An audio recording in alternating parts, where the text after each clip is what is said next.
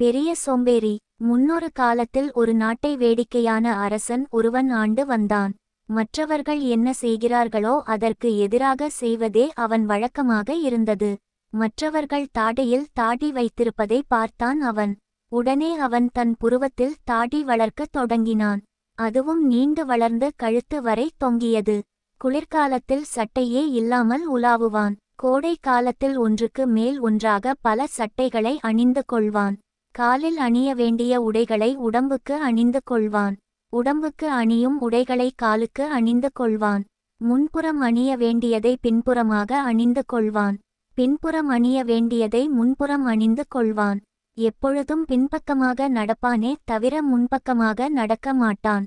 இரவு முழுவதும் விழித்து இருப்பான். பகல் முழுவதும் தூங்குவான். அவனுக்கு ஒரே ஒரு மகள் இருந்தாள். தன் மகளுக்கு திருமணம் செய்ய நினைத்தான் அவன். அமைச்சர்கள் 5 பேரையும் அரசவைக்கு வரவழைத்தான். இளவரசிக்கு திருமணம் செய்ய எண்ணி உள்ளேன். மற்ற அரசர்கள் விரும்புவதைப் போல எனக்கு மருமகனாக வீரன் வேண்டாம். அறிவுள்ளவன் வேண்டாம். நல்ல பண்புள்ளவன் வேண்டாம். அழகானவனும் வேண்டாம் என்றான் அரசன். இதை கேட்ட அமைச்சர்கள் திகைப்பு அடைந்தனர். இளவரசியார்க்கு யார் கணவனாக வர வேண்டும் என்று விரும்புகிறீர்கள் என்று கேட்டார் ஓர் அமைச்சர். சோம்பேறியான ஒருவன் தான் எனக்கு மருமகனாக வர வேண்டும். மிக பெரிய சோம்பேறியை தேடும் வேலையை உங்களிடம் ஒப்படைக்கப் போகிறேன். அதற்காகத்தான் உங்களை வரவழைத்தேன் என்றான் அரசன். நாங்கள் என்ன செய்ய வேண்டும் அரசே என்று கேட்டார் இன்னொரு அமைச்சர். உங்க ஒவ்வொருவருக்கும் ஓராண்டு தவணை தருகிறேன். நீங்கள் பல நாடுகளுக்கும் சென்று சிறந்த சோம்பேறியை கண்டுபிடிக்க வேண்டும். தேவையான பணத்தை கருவூலத்தில் பெற்றுக்கொள்ளுங்கள் என்றான் அரசன். 5 அமைச்சர்களும் அரசனிடம் விடை பெற்று புறப்பட்டார்கள். 5வரும் வெவ்வேறு திசைகளில் பிரிந்தார்கள். ஓராண்டு கழிந்தது. 5 அமைச்சர்களும் நாடு திரும்பினார்கள். அவர்களை வரவேற்றான் அரசன்.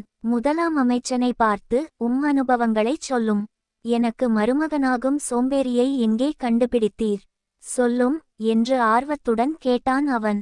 அரசே, நான் பல நாடுகளுக்குச் சென்றேன். எத்தனையோ விந்தையான அனுபவங்கள் எனக்கு ஏற்பட்டன. இருந்தும் சோம்பேறிகளை தேடி அலைந்தேன். எத்தனையோ சோம்பேறிகளைச் சந்தித்தேன்.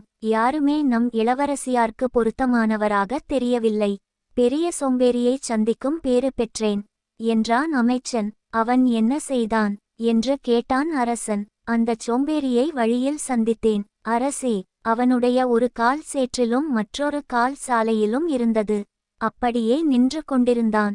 நான் அவனை பார்த்து, ஏன் இப்படி நிற்கிறாய் என்று கேட்டேன். 2 மாதமாக நான் இப்படித்தான் நின்று கொண்டிருக்கிறேன். சேற்றில் உள்ள காலை எடுக்க எனக்குச் சோம்பலாக உள்ளது என்று பதில் தந்தான் அவன் என்றான் அமைச்சன்.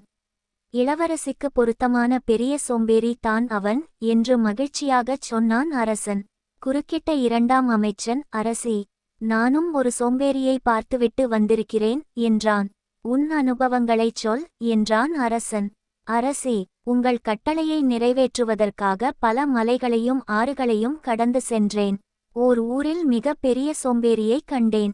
அவனுக்கு மிக நீண்ட தாடி இருந்தது. அந்த தாடி ஊர் முழுவதும் பரவி கிடந்தது. பார்ப்பதற்கு மேக கூட்டம் போல இருந்தது. 2 மீசைகளும் நீண்டு இருந்தன. ஒரு மீசையில் குருவி ஒன்று கூடு கட்டி இருந்தது. இன்னொரு மீசையில் எறும்பு புற்று வளர்ந்து இருந்தது. நான் அவனை பார்த்து, எதற்காக இவ்வளவு நீண்ட தாடியும் மீசையும் வளர்த்து இருக்கிறாய் என்று கேட்டேன். சோம்பேறியான அவன் எனக்கு எந்த பதிலும் தரவில்லை. அவன் அருகில் முக சவரம் செய்யும் கத்தி துருப்பிடித்து கிடந்தது. அங்கிருந்தவர்கள் அவன் முக சவரம் செய்து 30 ஆண்டுகளுக்கு மேல் ஆகிறது என்றார்கள். நல்ல சோம்பேறிதான் என்ற அரசன் அவன் தாடி மீசையைச் சொரிந்து கொள்கிறானா அல்லது அதற்கும் சோம்பலா என்று கேட்டான். அவன் சில சமயங்களில் தாடி மீசையைச் சொரிந்து கொள்கிறான்.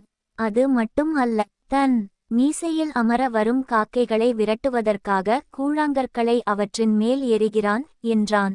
3ஆம் அமைச்சனை பார்த்து, நீ பார்த்து வந்த சோம்பேறியை பற்றிச் சொல் என்று கேட்டான் அரசன்.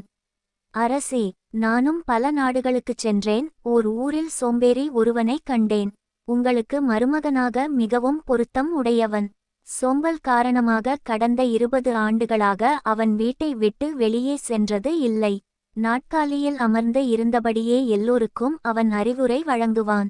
நான் சென்றிருந்த சமயம் அவன் வீட்டில் தீப்பிடித்துக் கொண்டது. அவன் உடையிலும் தீப்பிடித்துக் கொண்டது. இருந்த இடத்தை விட்டு அசையவில்லை அவன். வெளியே இருந்தவர்கள் எல்லோரும் கத்தினார்கள். எந்த பயனும் இல்லை. வீட்டிற்குள் நுழைந்த சிலர் அவனை அப்படியே வெளியே தூக்கி வந்து காப்பாற்றினார்கள் என்றான்.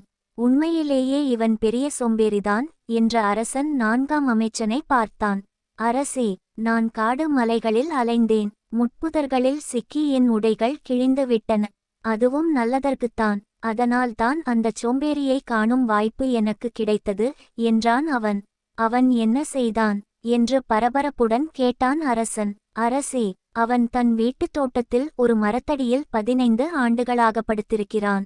தன் வாயிற்கு அருகே காரட் முள்ளங்கி ஏதேனும் முளையாதா என்று காத்து கொண்டிருக்கிறான். அவன் நெற்றியில் உள்ள சுருக்கத்தில் 2 முள்ளங்கிச் செடிகள் முளைத்துள்ளன. அதை பிடுங்கி போடக்கூட அவன் தன் கை விரல்களை பயன்படுத்தவில்லை. மரத்திலிருந்து அவன் வாயிற்கு நேராக ஏதேனும் பழங்கள் விழுந்தால் உண்பான். பக்கத்தில் விழுந்தால் அதை எடுத்து உண்ணமாட்டான் என்றான் அவன். அந்த வாழ்க்கை அவனுக்கு பிடித்து இருக்கிறதா என்று கேட்டான் அரசன். அவனிடம் நீண்ட நேரம் பேசினேன். அவன் மிகவும் மகிழ்ச்சியாக இருப்பதாக கூறினான். தன் மூக்கிலோ அல்லது வாயிலோ பழ மரம் முளைத்தால் எவ்வளவு நன்றாக இருக்கும். பழத்திற்காக நான் வாயை திறந்து கொண்டு படுத்திருக்க வேண்டாமே என்றான் அவன் என்று விளக்கமாகச் சொன்னான் அமைச்சன். நான் கேட்டதிலேயே அற்புதமான சோம்பேறி இவன். என் மகளுக்கு ஏற்றவன் என்ற அரசன் 5ஆம் அமைச்சனை பார்த்தான். உடனே அந்த அமைச்சன், அரசே, நான் பார்த்த சோம்பேறியை பற்றிச் சொன்னால் உங்கள் கருத்தை மாற்றிக் கொள்வீர்கள். இவனுடைய சோம்பேறித்தனத்திற்கு மற்ற 4வரும் கால் தூசி பெற மாட்டார்கள் என்றான்.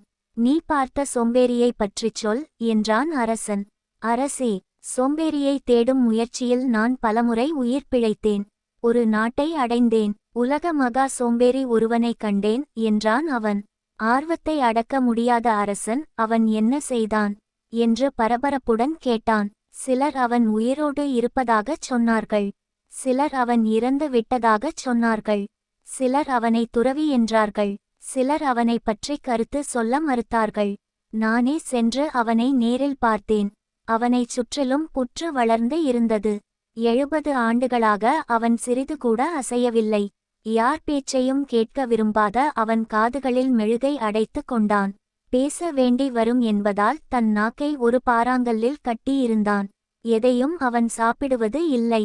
காற்றை மட்டும் சுவாசித்து கொண்டு உயிர் வாழ்கிறான். யாராவது உணவை கொண்டு வந்தால் கூட அதை கையில் வாங்க அவனுக்குச் சோம்பல்.